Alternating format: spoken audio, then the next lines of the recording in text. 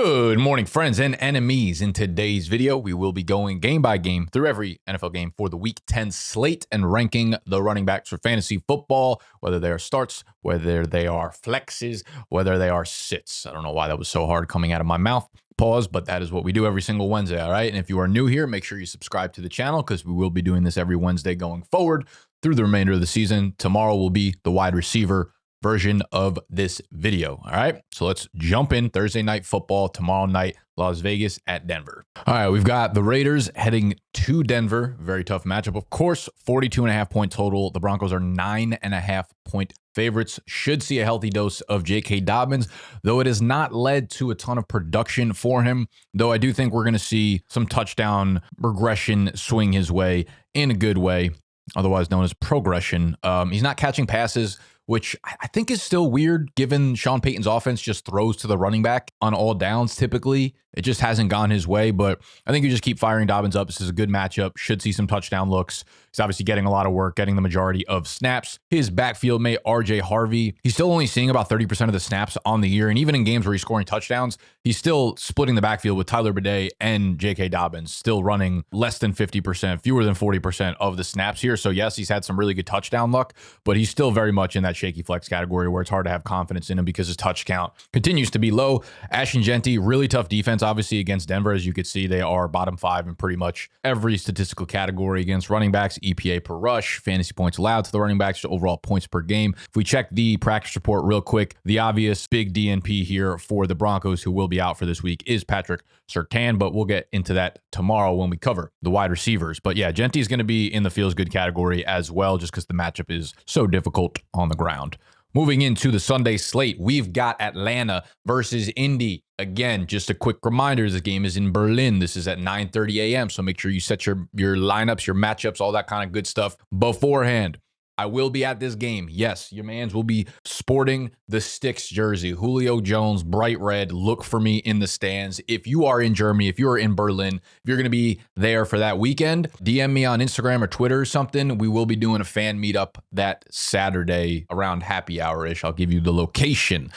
Jonathan Taylor must start. Bijan Robinstein must start. And there's no one else we really want. I guess you could throw Tyler Algier into the rather not. He will be in the rankings, of course, but we don't want him in our lineups. Moving to Baltimore at Minnesota. This is a 3.5 point favorite game for Baltimore. 48.5 point total. We saw Baltimore clicking on all cylinders with Lamar Jackson back on the field. Obviously, Derrick Henry is going to live and die by touchdowns for the most part, but he's Derrick Henry, so he's going into the must-start category. The flip side of things, a little bit trickier because we did see Aaron Jones leave the game last week in Minnesota's first game back with J.J. McCarthy. They got the win over the Lions. Aaron Jones was looking phenomenal. He was taking the majority of snaps. He was outproducing Jordan Mason by a long shot. Seemed to have suffered an AC sprain, which is not overly significant for a running back. You could usually shoot up and play through it, and I expect him to be playing in this game. So we're going to move forward as if he is playing in this game, and I'm going to throw him into the dub flex category. The Ravens defense will get better as the year progresses, as they get guys healthier, but their interior, their defensive line is for sure a problem for the time being, and I think you can run on them, and I think we can see clearly that Jones is a little bit more explosive than Jordan Mason. They're using him in passing situations. I do think when they get down to the goal line, it will likely be Jordan Mason who gets those carries. So you could throw him into the shaky flex category. And yes, I fucking know that is Jordan Addison in the profile picture. No matter what I do, I can't change it. Like the software, for whatever reason, the way I built this is it pulls in profile pictures, headshots from the ESPN API. So when I put in a new player, I just click like a download headshot button. And no matter what I do, no matter what instructions I feed it, it just gives me Jordan Addison's headshot. So live with it. All right. Fuck it. Jordan Mason, shaky flex. Buffalo at Miami. Of course, Devon Achane's going straight into the must-start category. Buffalo, 9.5 point favorites on the road here in Miami. 49.5 point total. James Cook, of course, phenomenal matchup for him. Getting against Miami, he's a must-start as well. No one else in this game we want in our lineups. That's easy. That's nice. One and done there. So we've got Cleveland. We've got the New York Jets. The Jets went wholesale, fire sale If you want my thoughts on more of the fantasy impacts of the moves from the trade deadline yesterday, you can go check out the waiver wire video. We talked about Jacoby Myers. We talked about Rashid Shaheed. We'll talk about a little bit more of that, obviously, in the wide receiver version of the video tomorrow, especially when we get some more reports about which guys are likely to play this week and suit up for their new teams, etc., etc. In this game, we've got Breece Hall, who stayed put with the Jets. They have a very tough matchup against Cleveland. Dead last in EPA per rush allowed. Bottom 2 in fantasy points per game allowed. And I think it's really easy to get super hyped about Breece Hall given the last game they just played, but it was a really easy matchup. It was his first touchdowns of the season. You know, don't want to write off the fact that he had 3 touchdowns in that game, and that can kind of happen any given game, but we expect a gross game in this one. This is a 37.5 point total here with the movement of Quinnen Williams and Sauce Gardner. They went from favorites to underdogs in this one. Ultimately, I think Breece Hall, like obviously he's going to be in your lineup. You're not sitting him. He's going into the feels good, not the must start category. On the flip side of things, we love Quinshad Judkins. He is also dealing with an AC sprain, but he had the bye week to help get healthy from it. And again, he's not expected to actually miss time. With that, they get the Jets defense, who will not have Quinnen Williams in the middle there. So an even easier matchup for what was already a really easy defense to run against. So Quinshad Judkins is a must start for me.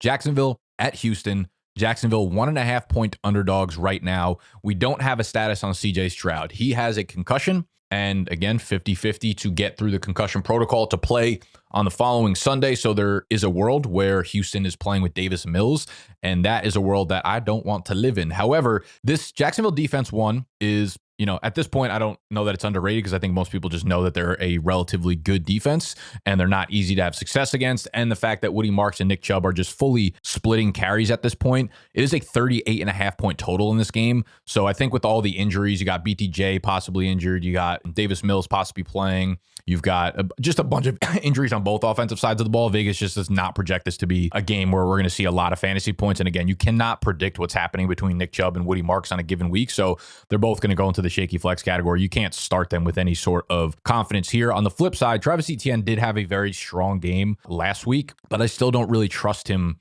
against the Houston Texans defense. That's obviously very good, allowing the single fewest points per game to opponents on the year. You know, you can definitely get him into your lineup, but he's going to be more of a dub flex than someone I feel really good about getting in there. Moving on to New England at Tampa Bay, another really tricky game to decipher right now because we don't have injury reports. I'm filming this around 10 a.m.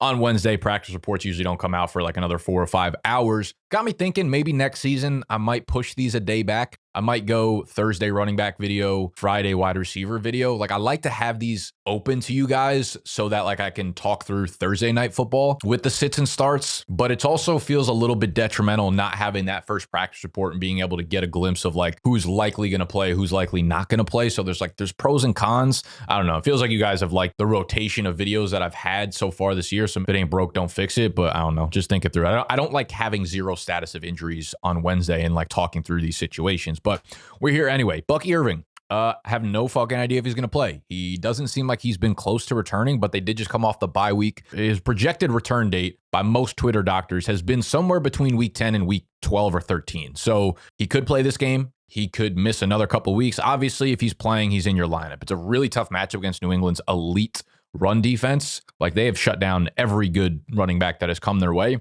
Bucky's going to be in your lineup, obviously. So let's proceed as if he's not playing. It gives us Rachaad White and Sean Tucker. We did see more of a split backfield the last time the Bucs played between Rachaad White and Sean Tucker. And you combine that with the fact that the Patriots' run defense is really, really good. I don't know that I feel confident about Rachaad White going into this game. So he's going to be in the shaky flex here. I do think he starts. I think there's the obvious possibility that he gets 15 to 20 touches as a lead horse. But Rachaad White's going to go into the shaky flex here. He's going to be at the top of it. Sean Tucker's not a guy that I want to play. On the flip side, Ramondre Stevenson is dealing with turf toe. Don't know if he's going to be back this week. If I had to project, turf toe usually seems like a multi-week injury. So we'll progress as if he's not. Last week, we saw Travion Henderson, Terrell Jennings split the backfield. Terrell Jennings got the goal line carry, or did get the goal line carry that got in for the touchdown. So I actually think he is flexible. If you are really desperate here, I think he's probably a good bet to get 10 plus touches and possibly a goal line touch or two. Travion Henderson saw a lot more work, 18 touches, 4 catches. I think he'll be extremely involved in this one. So honestly, if Ramondre's out again, I do feel like he is the best bet to lead the backfield. But as I talked about, I think it was yesterday and in the stream, anytime it's a backup running back, the coach is viable to go with the hot hand. So Wouldn't be overly surprised if one of these weeks Ramondre Stevenson missed and Terrell Jennings and Travion Henderson split the backfield dead even down the middle. But for now, I like the split that we saw with Henderson. I just like how this offense is moving. I like the floor that he has in PPR given his pass catching ability. So he's somewhere between like the feels good and the dub flex category for me for the time being. New Orleans at Carolina. I mean, what a world we're living in where Rico Dowdle just moves right into the must start category. The Panthers are 5.5-point favorites. This is a 39.5-point total here. So the Panthers went really run heavy last game. Bryce Young, I think, dropped back like 24 times. That's clearly going to be their MO going forward. You have a Saints run defense that can absolutely be had here. Rico Dowdle coming off a 27-touch game. Chuba Hubbard only had 5 touches. So the clear flippening happened last week. And it's great to see Rico's been a fucking beast all year, and he deserves to have that line. I will say, I think it's important to keep an eye on practice reports. Like, he did get a little bit banged up in that game, and he was able to return and finish the game really strong, but maybe it's something that swells up or happens afterwards. So keep an eye on practice reports. Of course, Chuba's going to be a rather not. Yeah, I don't know how you can play him at this point. I mean, maybe it's like against the Saints and Dave Canales is a coward, and he's like, oh, I don't want to hurt Chuba's feelings, so we'll get him 10 touches if we're up big or whatever. Whatever. Flip side, Alvin Kamara has been dreadful. Awful. On paper, not even that good of a matchup versus the Panthers with Derek Brown there in the middle. They are 5.5-point underdogs. Their offensive line is in shambles right now. Cesar Ruiz is out. Like, they are down 3 or 4 of their starting offensive linemen. Not that Trevor Penning was any good, but he also just got traded to the Chargers. They were already not a great offensive line, and now they're likely going to be without a lot of their players. So at best, shaky flex for Alvin Kamara. Probably towards the top because he will get the majority of touches. And I will say, I heard an insane stat this morning that the Saints last week against the Rams, they had, I believe, the time of possession for their offense was somewhere between 15 and 16 minutes. And it was the 13th lowest time of possession, just total time, in NFL history in a game. So obviously that's not going to be the case all the time, but like, that's the Saints offense. Like, that's going to happen sometimes. Moving to the Giants at the Chicago Bears. The Giants are 3.5-point underdogs, 47.5-point total. With no Cam Scatterbo, we thought it was going to be Tracy as the lead guy going into this game. Him and Devin Singletary just split snaps pretty much 50-50, and now it leaves us in like a weird spot. I will say, I think sometimes like the hot hand just happens. I don't think they went into the game plan thinking like, oh, Singletary is going to get as many, if not more touches than Tyrone Tracy. So I think based on that, it's a good matchup versus the Chicago Bears. 10th most fantasy points allowed to the running back position. Obviously, Chase Brown had a big day. They saw that they could, utilize that dump off type of offense. And we could see the Giants do something similar. But based on the split, I do think you have to have a little bit of caution. I'm going to throw Tracy into the shaky flex here, but it would not surprise me if he like took over the backfield again. Singletary is going to be in the rather nots here. The other backfield is very, very tricky right now. We had Swift, who didn't practice at all last week, missed the game, obviously, with a groin injury that he's been dealing with for the last like month or so. We don't have practice reports yet, so I don't know if we should be expecting DeAndre Swift to return to the lineup this week. The Giants matchup is phenomenal. Kyle Monunga is coming off of a damn near 200-yard game. So, I mean, if Swift misses again, obviously Kyle Monunga goes right into the must-start category. He looked awesome. The Chicago offensive line from a run-blocking standpoint is elite right now. Like, nobody is playing as well as them. Maybe the Panthers, actually, which is crazy given how many injuries they have on that offensive line. I don't know what they're doing out there, what kind of scheme or offensive line coach they got there, but it is elite in every aspect. So Monunga, auto must-start. If Swift plays, this is a tough one because I don't think Kyle Monunga is going to be the lead back. It is likely going to be some sort of 50-50 splits, but I'm hesitant to say that Monunga gets any of the valuable touches here. Like, Swift is more of a pass catcher, and I even think that like despite Monunga's bruising style, they really like using Swift on the goal line, and honestly, he's played really well on the goal line. So that's kind of like a split backfield as well. I think if Swift plays, and listen, this is subject to change, subject to reports and stuff that happens throughout the rest of the week, the way I'll likely be ranking them, I think Swift right now, I'm finishing up my rankings right after I film this video. So my rankings will be live by the time you guys watch this. You can always get a membership, bdge.co. It's the only place to get my weekly rankings. You could do it for very cheap. $10 will get you 3 months of the membership if you go to our partner website or app, MGM. First time depositors, $10. That's it. Use code BDGE, place any slip on there, any bet on there, and they'll give you a promo code to use on our site for 3 months free. Otherwise, you could just go sign up to be a Big Dog member on bdge.co. Swift is likely, just based on the injury scare a little bit, the matchup is phenomenal. He's going to be a dub flex for me. And I'm a little bit hesitant to put Kyle Monangai in the dub flex, but it'll be like Swift RB probably 18-ish, and then Monangai at RB like 22, 23. But again, I think Monangai will get work. I'm just hesitant on if he'll get any like actual valuable touches, despite how good he looked. Again, it was against the Bengals, who have just the absolute fucking worst defense I've ever seen with my two eyes. So I just think that also counts for something. Moving to Arizona at Seattle. Seattle, 6.5-point favorites at home, 45.5-point total here. From the Seattle side of things, I mean, it's more of the same. Kenneth Walker and Zach Charbonnet are both shaky flexes. Neither of them really get it done unless they get into the end zone, and you cannot depend on that right now. Arizona's defense is honestly getting Walter Nolan back, getting some of their guys back. They're a very good, underrated defense right now. On the flip side, it does not look like Trey Benson will be returning this week, I don't think. So we have a weird split where Amari DiMercato got more of the work last week against Dallas. However, Zonovan Knight did play more snaps than Amari DiMercato. So I do expect that to be a split going forward. Unfortunately, can't trust either of them, and this is a really tough matchup against the Seattle run defense that is elite right now. Bottom 2 in EPA per rush allowed to opponents. Detroit at Washington. Next game, Detroit 9.5-point favorites, 49.5-point total. I kind of think this was an easy one. Yeah, despite the weird split for Gibbs and Demont. Gibbs is going to be a must-start, of course. Demont, I think, is a dub flex. He'll get enough work against the team that they should thrash, and in those types of game scripts, we usually know what happens with Demont. He's almost a lock for a touchdown. On the flip side, JCM continues to get a decent amount of work, but this is a really tough matchup against the Detroit Lions run defense. It's very, very good. Bottom 3 in fantasy points allowed to the running back position. He's not scoring touchdowns. He's not really catching passes. They're going to be playing with Marcus Mariota at quarterback. So I'm going to put JCM at the bottom of the shaky flex here, and even that I don't feel good about. Rodriguez and McNichols are both going to go into the rather nots here, but probably don't want to play any Washington running back this week. The Los Angeles Rams at the San Francisco 49ers. 3.5-point favorites for the Los Angeles Rams, playing like a real Super Bowl contender right now. 49.5-point total. We do not know the quarterback situation for the Niners. If it's Purdy, if it is Mac Jones, doesn't matter on that side of the ball. That's going to be C-Mac in the must-start tier. Kyron Williams, honestly, I think he goes in the must-start tier as well. Guy had 25 carries last week. Still the workhorse there. Blake Corum, you know, he gets enough work that I think you could throw him into the shaky flex tier, but you're pretty desperate if he needs to be in your lineup at this point. Pittsburgh at the Los Angeles Chargers. Sunday Night Football. The Chargers are 3-point favorites here. 45.5-point total. Jaylen Warren's going to go right into the feels good category. 2 touchdowns last week. Didn't have a lot of efficiency, but I'm not overly concerned about that. He is the workhorse in that backfield. Kenneth Gainwell, I think you can probably make a case that he should be in the shaky flex here because he catches a decent amount of dump-offs from Aaron Rodgers. On the flip side, last week we saw Jaret Patterson get a decent amount of work, and I think the split is going to be a little bit overblown just given the fact that Jaret Patterson's like yards per carry were a little bit better.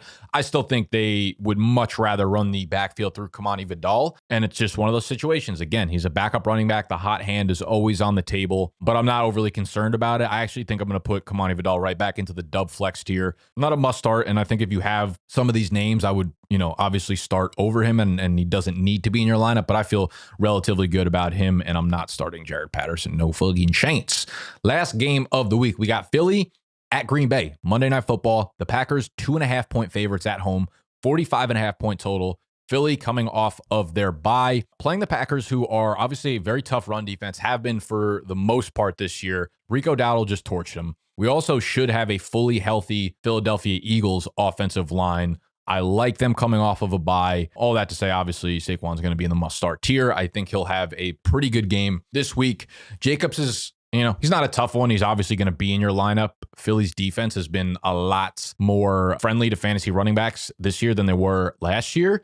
Jacobs is obviously still nursing that calf injury. Unfortunately, we're seeing his snap counts, hover underneath 60%, which is almost never the case for him. It doesn't even matter what the game script is. He should be on the field for 75%, but he's clearly a little bit hampered by the calf. But another week, maybe a little bit healthier here. He's going to go into the must-start tier. You're obviously never sitting Josh Jacobs. And then Emmanuel Wilson's getting some run. We even saw Christopher Brooks get a little bit of run. But at the end of the day, yeah, I mean, it's Josh Jacobs, and you're not starting any of the Packers running backs besides him. All right, cool. Well, that was quick and easy. We got week 10 running backs. We'll throw it into poster mode for y'all so you could see it at scale here. Here you go. And again, as always, my actual rankings in order, flex, PPR, half PPR, that kind of sheesh, will be live by the time you guys watch this on bdge.co. So become a Big Dog member on the website directly, or you can get 3 months of it for just $10 by depositing that and playing any slip on MGM when you do it with code BDGE if you're a first-time depositor. All right? So I will be back tomorrow for the wide receiver version of this here video. I'm going to need those practice reports. I'm starting to get addicted to Wednesday practice reports. Don't ask me why. I got problems. I got to go to the therapist. Got to go. If anyone got a good practice report therapist, drop the referral in the comments below. All right, I'm out of here. I love y'all. Smoochies.